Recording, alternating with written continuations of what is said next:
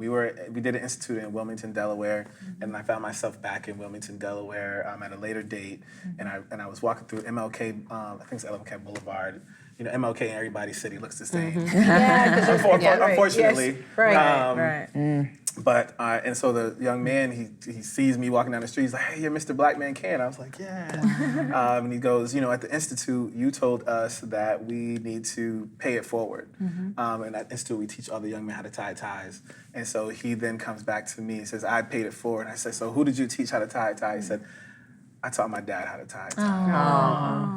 You know, and so like that's just one narrative where we were sent a actual flag from the United States military for the images that we show online around servicemen with their kids and everything they do, just showing that image of them just more than soldiers. So they sent us a flag that flew on an Apache helicopter, you know, in the Middle East. You know, so these are just some of the different stories. And then I can, you know, if I have my phone with me, I just read messages from people online of what the impact of whether it's a social media page or a summit or whatever they've been to and how it's touched, impacted them. So you're a Morehouse man. Talk to us about you. I want to know how, this passion that you have. How did you get this? Meaning, tell us who you are. Yeah, so I think I'm a Renaissance man with a social conscience and a global perspective. What your family? Your home? I'm from Connecticut. I am between my mom and my dad. I'm one of 10.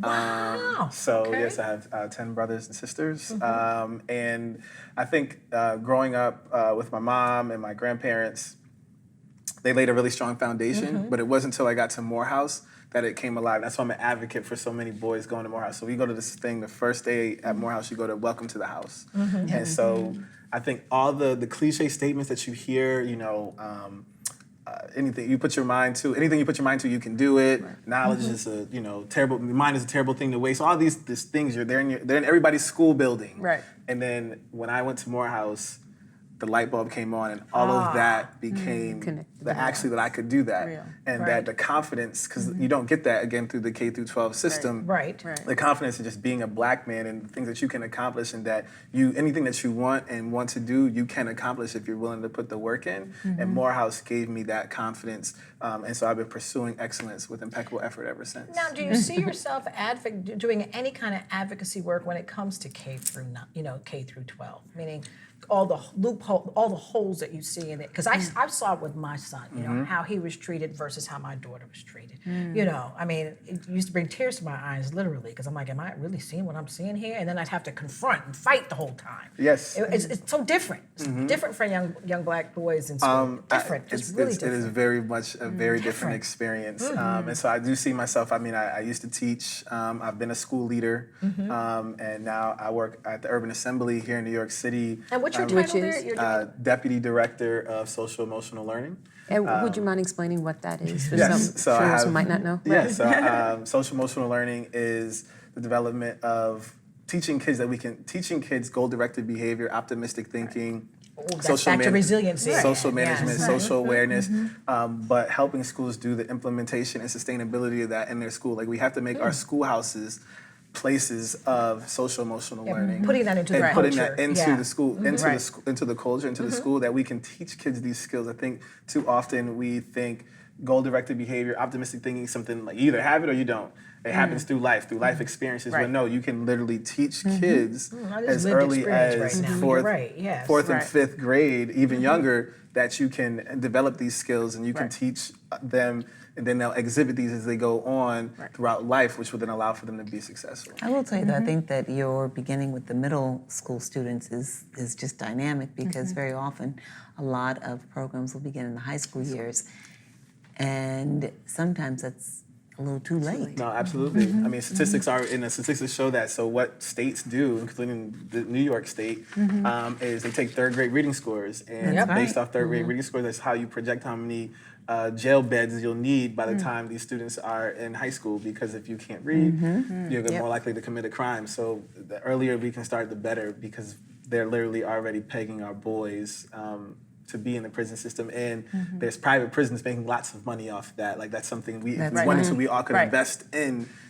making sure that boys are not reading at grade level by third grade, so then they ultimately would be in jail because it would raise my dividends. Wow. Do you have any income requirements for the young men who participate? No, we work with the whole range. So we've worked with young men, the most at risk. We've worked with juvenile detention centers, and we've also worked with young men who attend private schools. Which is wonderful, and because so they I think get to- you have again, the Botham Jean story kind of shows that it doesn't matter. Like we can sit and have a conversation about boys sagging their pants, but through stories we've seen, it doesn't matter if he What you're has his wearing. pants Right. sagging or he doesn't. Right. The outcome can still be the same. That's right. Absolutely. And That's how right. long is the interaction? Is it just the how long is the institute, or how long do people step through the program? So our conferences are one day, and then we have cities where we go back repeatedly each year, but the conference that we do is one day. Has there been thought on how to make this more than one day? Because, there's like, you Right. get that one It's like day on, and then you're yeah. back in, it takes 30 days to break a habit. Yes. So this is just one day. So has there been thought to Yeah, make it more people do sustainable? ask us that, and that's really a funding thing to be able to raise the money Fund him. Yes. or grants and stuff Right. to be able to create Right. those programs inside of schools that allow for us to create those spaces inside of schools that boys have the opportunity to build leadership and brotherhood Right. and allow for them to be successful on a You daily know, we basis. all appreciate that. If I just may quickly say, we all agree with what you're saying. That said, I do think that in our society, we often minimize the impact of one encounter, one experience, and how that can materially change your life. That if you see someone, and they show up in a space in a way that you've never imagined before, that can impact you. And I think can, that that's yes. what you're Yes, doing. it can. Yes. Yep. Can change your mindset. No, Absolutely. absolutely. That's when we in our surveys. That's where we focus on that perspective, and then having data to support that, so that Right. people will. I looked at a lot of your videos, and those young men were so articulate, but you had something you wanted to Well, I was add. just going to ask you, so you mentioned that you had mentors who are in the different cities. Do any of those mentors continue to work with any of the boys that they meet? Yeah, in the cities that they're actually based in, you'll see men who will we have men who end up getting contracts with the school for their programs because I live in New York, or I used to live in Connecticut, and we might go to Atlanta. I'm leaving Atlanta, but there's men there who have amazing programs, and the Black Men Can allows them an opportunity to actually share their program inside of that school, and so then they get to continue on working with those young men. So that does happen quite often for the young men to be able to continue to work with boys in that community. So clearly, your program deals with the feeling of victimhood, I guess, whatever we would call it, where people can sometimes feel like they're victims. You're turning all of that around. And then accountability. How do you deal with that? Young men understanding that they are truly responsible for their choices, their actions, And that happens a lot in circles when we do it with the boys. So like you kind of pose different questions or experiences and allow them to share. And so we all can take time where we take the victim mentality as opposed to getting young men to own their actions, right? And that's Right. really important. That's just important in terms It's of so growth as a key. man, is It's to so own key. your Right. actions and the different things that you did And wrong the or the steps that consequences. you right? took. Not But look like it's fate. that happens in- Sometimes it's you making certain choices. Absolutely. And Right. getting young men to learn that, but then not feel like it's a fine line of getting them to understand their vulnerability with that, right? Because that's what this part of it is, being vulnerable enough to Right. say Because then that. I can have the defense and be Yeah, like, because like there's the right. machismo, like Yeah, that's there, big so we have time, to yeah. break that down, and that takes time. And is that a different challenge, though, than working with boys that perhaps feel that they're a victim? Because I don't always see them, at least the boys that I encounter, as feeling that they're victims. I see more of that braggadocious, more of that self-embracing definition of manhood, right? Exactly, where it's like a little over. Right, so Yeah, and so we get into there's so many different things we get into. One word that I think is really important that we talk to boys about in terms of our circles and our spaces is about the word ego, right? And Wow, what a really big taking time to look at your ego and try to help them understand of operating their ego from a place of love as opposed to a place of pride, Fear. right? Right, And so, right, but that right. takes, How do that you takes teach time. something like that? And that comes through conversations and grown men, Grown men. sharing Right. their experiences. We have 300 mentors. I need 1,000 mentors, but then Right. there's other work that we're doing to get men to do that, because in order for that, men have to be comfortable with sharing their stories, Right. And sharing their stories of not making the right decisions, no matter what that decision may have Right, looked like, right. and then that creates that space for boys to say, okay, so this is part of being a man, right? I think that's part of the conversation that we're having too. Is like, what does it mean to be a man? It means that you can be vulnerable. It means that you can cry at any point in time. If you feel like you need to cry, you can cry.